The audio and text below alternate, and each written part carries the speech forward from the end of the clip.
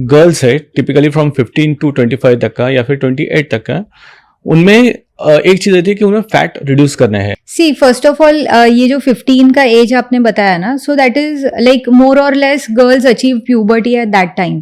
ठीक है, सो काफी सारे हार्मोनल चेंजेस होते हैं, लाइक्स एंड डिसलाइक्स चेंज होते हैं। फिर peer pressure, they are more into friends, कि अरे फ्रेंड्स क्या सोचेंगे, फ्रेंड्स क्या बोल रहे हैं, सो वो हिसाब से फिर थोड़ा बॉडी शेमिंग का इशू हो जाता है। तो उस हिसाब से उनका ऐसे गोल हो जाता है कि हाँ हमको वजन कम करना है। लेकिन most of the time teenagers जो सोशल मीडिया पे होते हैं तो they try to choose a wrong path, मतलब क्विक फिक्सेस ढूंढते हैं। ठीक है, कि अभी मुझे पतला होना है तो मैं क्या करूं, सो डिनर स्किप करेंगे, मील स्किप करेंगे, they will start having some avocado salads है या सिर्फ सैलेड्स खाएंगे पूरा दिन और कुछ दूसरे फूड्स इंक्लूड नहीं करेंगे just to lose weight. Second thing, काफी क्लाइंट्स आते हैं तो वो बोलते हैं कि मैम हमारे घर में सभी मोटे हैं।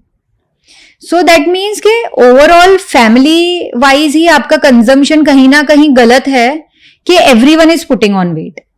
सी जेनेटिक्स भी होता है, but genetic is one of the factor, it is not the only factor कि आप आपको मोटापा है, ओबीज हो आप।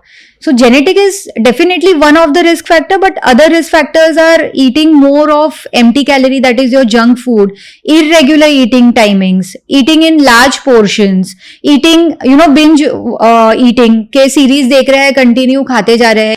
So binge watching से related sleep issues रहते हैं, सोते नहीं है अच्छे से, उस कारण उनका metabolism drop होता है। Then they keep on putting on weight, फिर नींद नहीं हो रही है तो बॉडी में स्ट्रेस डेवलप होता है, स्ट्रेस की वजह से उनके हार्मोन्स अफेक्ट होते हैं, फिर हार्मोन्स की वजह से उनको क्रेविंग्स आती है। So it's a cycle basically, जो ये गर्ल्स में ज्यादा पाया जाता है बिकॉज गर्ल्स का फिजियोलॉजिकली जो बॉडी है, so they tend to store more fat as compare to mail.